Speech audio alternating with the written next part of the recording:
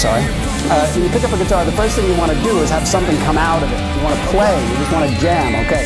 So I'm going to show you a few simple things. One is chords. Okay, now you can go online and you can find tons and tons of chord charts, and they're easy to learn how to read, but I recommend that you get a chord chart and you memorize every basic chord there is. It's simple. It'll take a couple of days to get your fingers in these chords. For instance, this is just an E chord. But when I'm playing these chords, and when you're playing these chords, listen very carefully and make sure that every note comes out clearly. And you're going to hear this for a little while, maybe a day or so. But the great thing about playing is the more you do it, the better you get.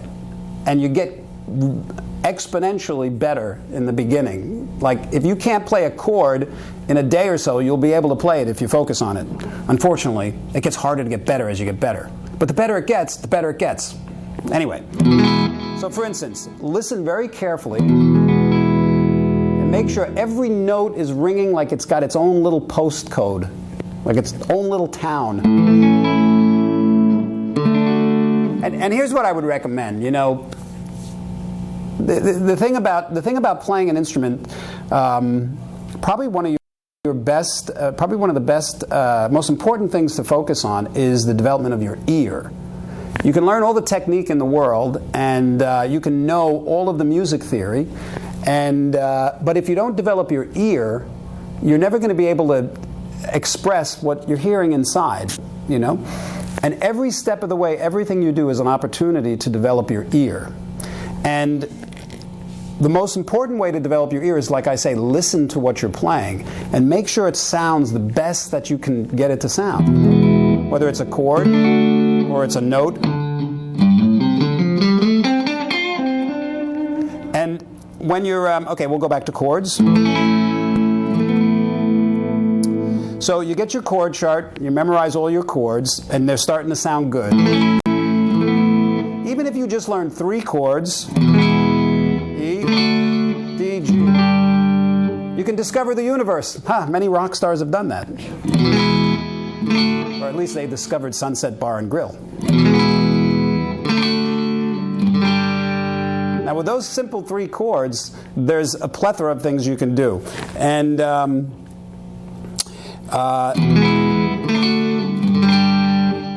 one of the challenges you might have is switching from one chord to another. You'll find yourself picking up your fingers and putting it down. Make an exercise out of anything you can't do.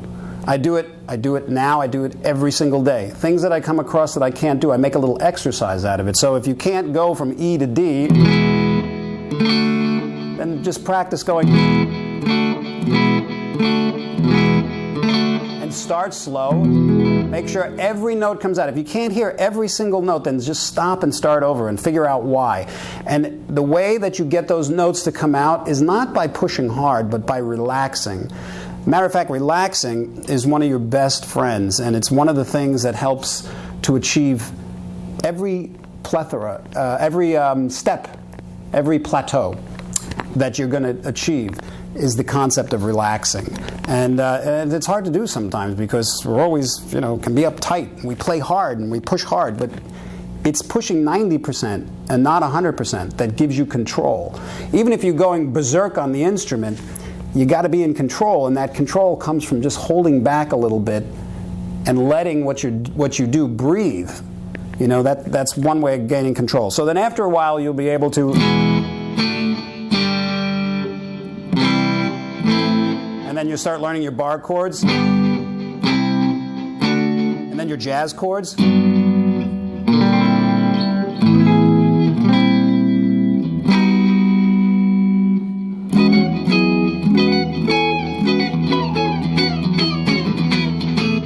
Etc., etc., whatever your interest is. But anything that I have done, that I do, started out slow and listening and make sure it sounded good.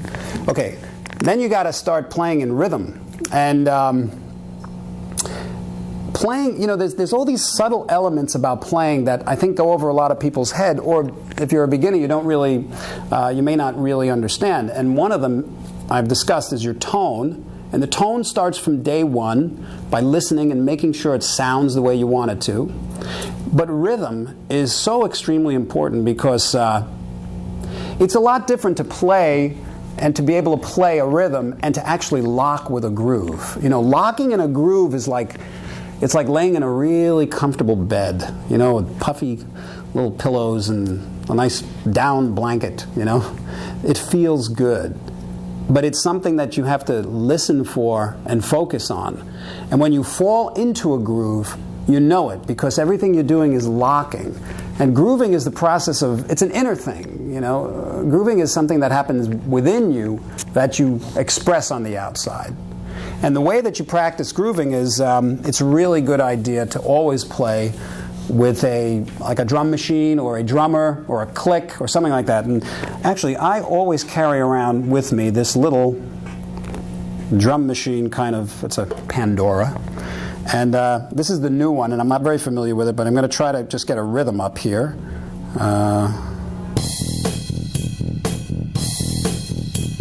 It's got bass key and groove and all that stuff.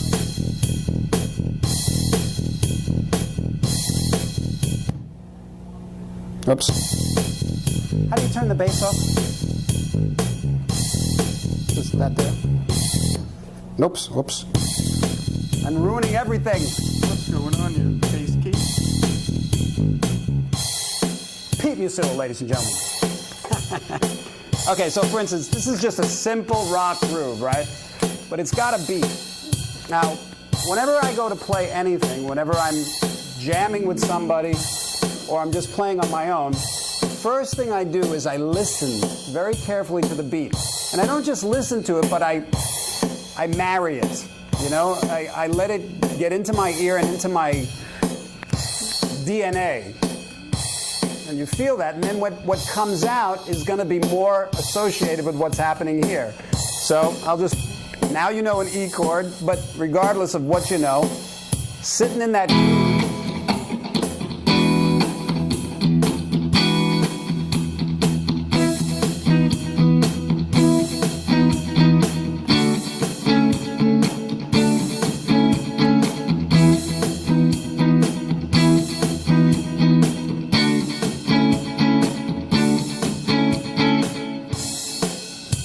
Now, there's a big difference between that and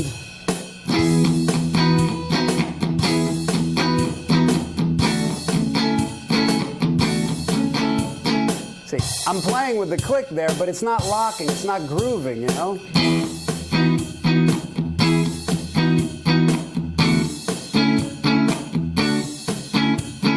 Every click is right on, and then you get a feel and you loosen it up, you know, and you can just know one chord and just practice different ways of strumming, different ways of hitting it, you know?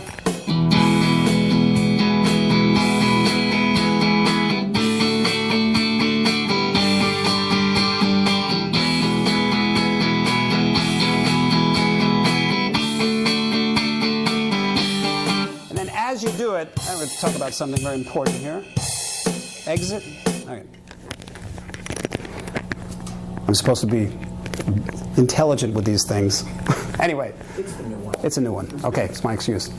There's this concept I call spitting while you're talking. No, I'm sorry. It's a concept I call music meditation. And what it is, it's the idea of focusing on something entirely while you're doing it. And meditation basically is the process of focusing your attention on something without letting it veer off. And you notice when we try to focus on things, a lot of times our minds go to other things. But the achievement that you're going to make on an instrument, and anything basically, is going to be a reflection on how well you're able to focus on it, meditate on it. And practicing and playing an instrument is a great opportunity to leave the world behind, leave everything behind, and enter your own little private world of music meditation. And I do it all the time, and it's liberating. It's the most liberating thing you can do with an instrument, because you're in the moment of creating, and it's really quite a thrill. And anything that you do that I'm explaining, or that any technique you're focusing on, anything you want to kind of achieve, you're going to get your best results when you're really focused on it and you keep your mind on it. And when your mind wanders off, you pull it back. So for instance, if you've got this little groove going and you want to feel what it's like to sit in the pocket, which is sitting in the groove, you just keep doing it, and listen, and eventually you're going to lock. I played the guitar for 7 years before I understood what it meant to lock with a groove. I was going to Berkeley, and back then it was all about playing as fast as you can, and that kind of stuff. When I moved out to California, and when I was 20, and I started working with Zappa, I remember I was in the studio, and he was telling me to play these things, and I was playing them, and he was saying, "You're not locking with the groove," and he explained the concept to me, and he gave me a drum machine, and I went home and I just focused really hard, and I really got it. But it took the desire to want to do it, and I did. And this is anything that you practice on the instrument, you go into that zone, and then what happens, the cool thing is, you start developing what you're working on. And that's how I've developed my style, and that's one of the things I can recommend to you, and how to identify with your own style. I mean, there's many different goals a young musician or a musician may have. Some of them may be to just be able to sit and play through these simple chords, and that's fine, sit and play a Beatles song or whatever. And some of you may want to end up being a world-class elite rock guitar virtuoso. Well, you can do that too. The amount of time you put in would be different, but I can tell you how to do both. And really what it boils down to is having the goal and being able to visualize yourself doing these things. When this little example of playing the chords, and I'm going to show you more, and I'm going to start soloing a bit. One of the best things that you can do to improve yourself is the mental side of it. That's really 99% of it. 99% of what you do is all mental, because the physical is more of an expression of what you're thinking. So what I do when I can't do something, I imagine that I can, and I see myself in my mind's eye doing it. I mean, I make the picture razor sharp as I can, and that gives you something to work for. And once you're able to see what it is and hear what it is, I mean, I would see myself actually moving, I'd see myself playing a certain way, I'd hear it, and I'd fine-tune it. And the way that I would fine-tune it, I was keep thinking of things that excited me, and that would change the picture. And eventually the picture becomes real, if you focus long enough. So identifying with a goal is so important, and like I say, your goal can be anything. And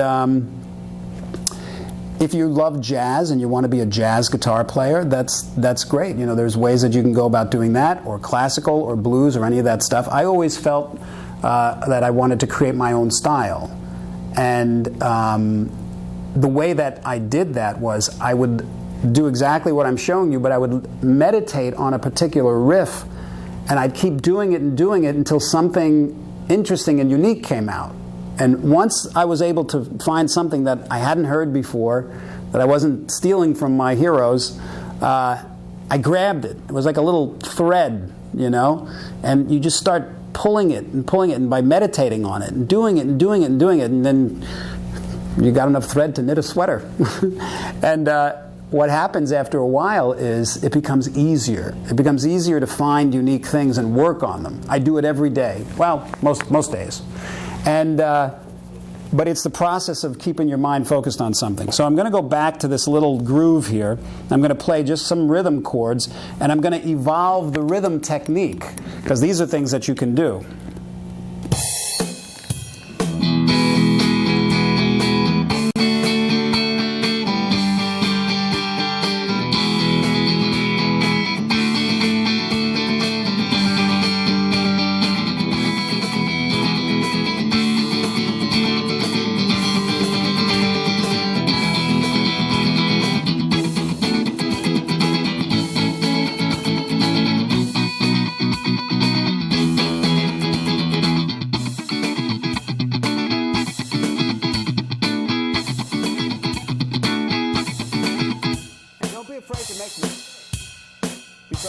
how you evolve.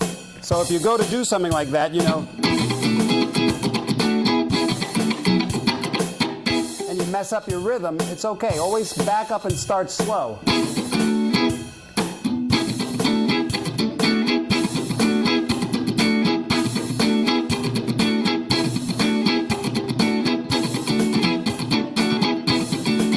See, if I do this long enough, 15, 20, 30 minutes, eventually I'm going to come up with some really cool stuff, you know?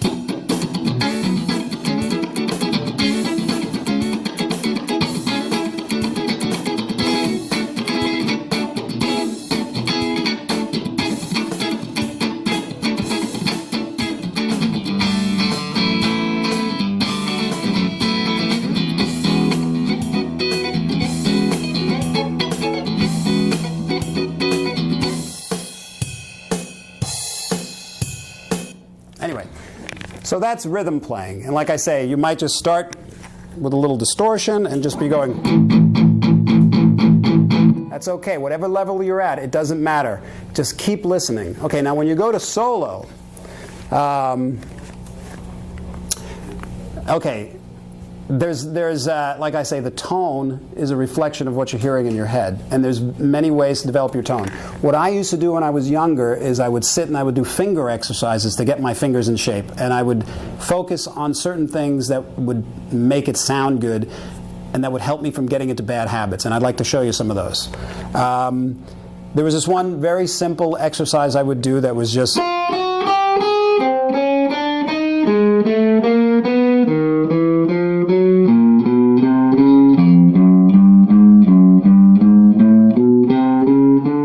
this, you know, and you go all the way up the neck. I wish I had a lot of time because I'd go through the whole thing and many different exercises with you, but we're short on time.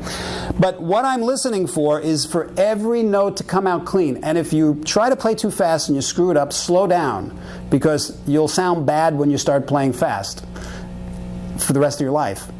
So the ticket is play slow and perfect and make it sound good slow. And that's how you become, it's one of the ways of becoming a virtuoso. Is you start really slow and clean and perfect, and then you slowly get faster. Now that's, you know, if you're interested in doing this kind of thing. But one of the some of the things I would recommend when you start doing this is you want what I call economy of motion. That means if I have to go, I'm not going to go.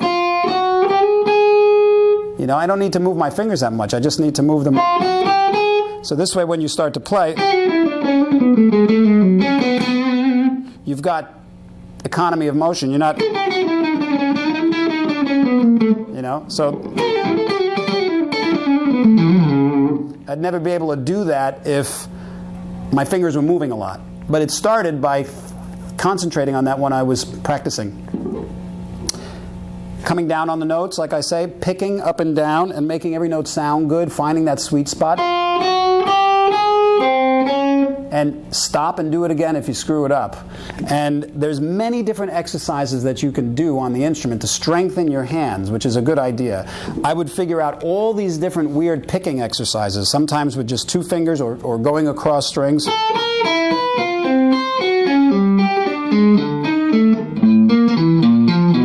That's a tough one because you're picking back and forth. But then there's flutter exercises. This is a really good thing to do to keep your, to strengthen your fingers is, you know, you want every note to come out. And it's also important to also practice way up high when you do these things, because it's harder to play up high and over here. See, I always wanted to be able to play all around the neck. So you got to practice around there and use it. And these flutter exercises are really good for strengthening. If you can keep it going for a minute or 2 minutes, it's hard. And then you try it with different fingers, spanning different frets on different strings. And then you do weird things like, or try doing that for a minute. But you'll be shocked at how this develops and evolves your playing really quickly. Okay, so Make up your own exercises, find them online. There's tons of them if you like and you want to be able to solo. These are kind of good things to do, but it's not the end result.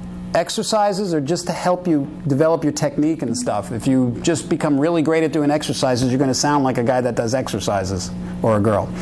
And it doesn't have very much to do with exercising your inner ear. So then there's scales. Oh God, scales. People are like, I don't know what I should learn. What, you know, should I know the modes and should I know all that? Scales are really just flavors. You know, there's the theory behind it, which you can find everywhere. There's the, you know, everything for the most part. You know, Western music is based on the major scale. And I used to practice every scale in every key, starting from every position at every speed.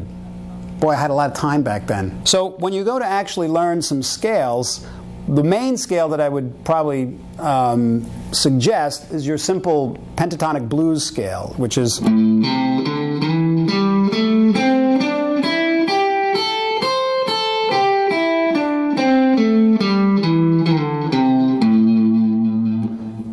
oceans of music have been written with that scale and continue to be.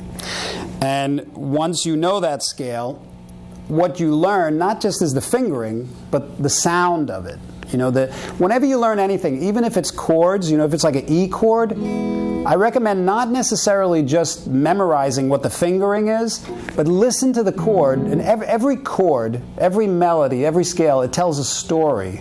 And that story is going to be what you hear in your head. So for instance, if you're learning a D chord, listen very carefully to it. And memorize the sound of it, not just the fingering, but memorize the actual, the atmosphere of the chord. And you know what I do is I take a little, I create a story based on a chord, and I take a mental snapshot of it. For instance, this chord. You know, when I listen to this chord, there I am, I'm out on a beach. The waves are crashing silently. There's the smell of, you know, I don't know, palm trees in the air. I don't know, you know, but anyway.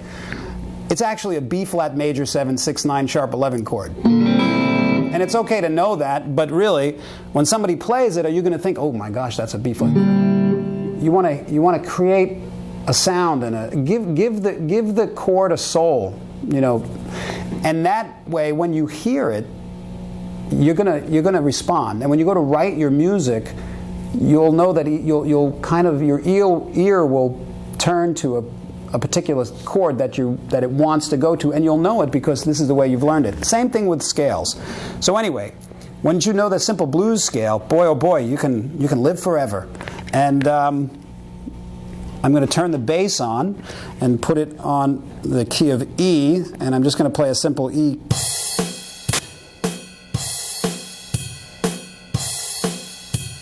Come over here, Pete. How do you get the bass on, Pete?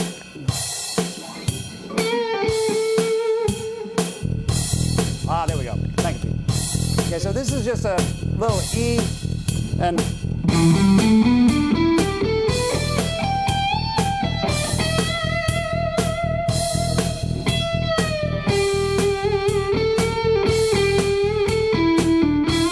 okay, so get a drum machine, jam with some friends, get a little groove going, and just keep doing that. And what will happen is eventually you'll start hearing your fingers going in different places from the blues scale. And a couple of cool techniques to try that you'll eventually get into are things like stretching notes, okay? Okay, so when you go to stretch a note, very important to what I do and what most players do is you put your 3 fingers down, and you need to have this kind of thing happening because you don't stretch with your fingers, you stretch with this, with your hand. And you usually stretch 2 frets. So if this is the note, and you have to hit this note, you got to practice. I mean, I used to sit for hours and make sure that I'm stretching to the right notes. And there's various exercises you can do. But you got to be able to stretch to the right note. That's a basic. Come on, you're going to sound like an idiot if you don't. Anyway. You hit the note you want to reach. Put your 3 fingers down. and bend. Make sure your fingers are coming down like this, and that your hand is, you got this thing going on here. Don't do any vibrato or anything, just... And then there's various permeations of stretching notes. There's the wholes. There's stretching a half fret. And practice stretching with every finger.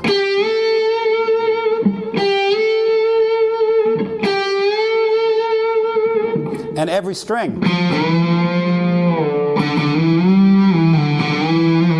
So what I do when I want to work on stretching notes, and then you can do things like stretching more than 2 frets. Or even like, maybe 5 frets. So what I would do is I'd put this little drum machine on and I'd focus and meditate on stretching notes. And you might get into some cool stuff.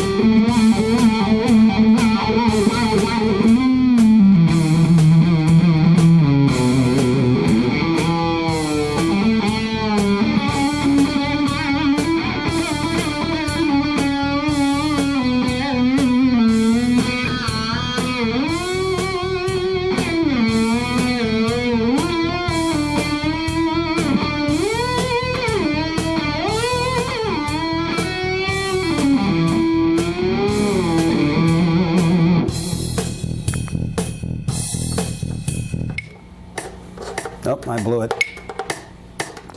Can you set that back up? And most important when you're stretching notes is the face. The face has to move with the note. That's part of guitar playing 101. Because it makes the note sound better.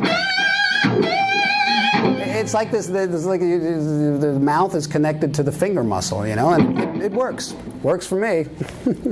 Okay, a couple other things. Intonation. You know what intonation is? It's the note when you hit it, the note coming out on pitch. So if I go to hit an E, that's the note, not... See, that's sharp because I'm pushing too hard and I'm pushing the note up. And surefire sign of an amateur player is somebody who has terrible intonation. Intonation soothes the soul, unless, of course, that's the what you're looking for is that nervous kind of intonation. But anyway, hitting the note and having the right note come out, as opposed to, is everything.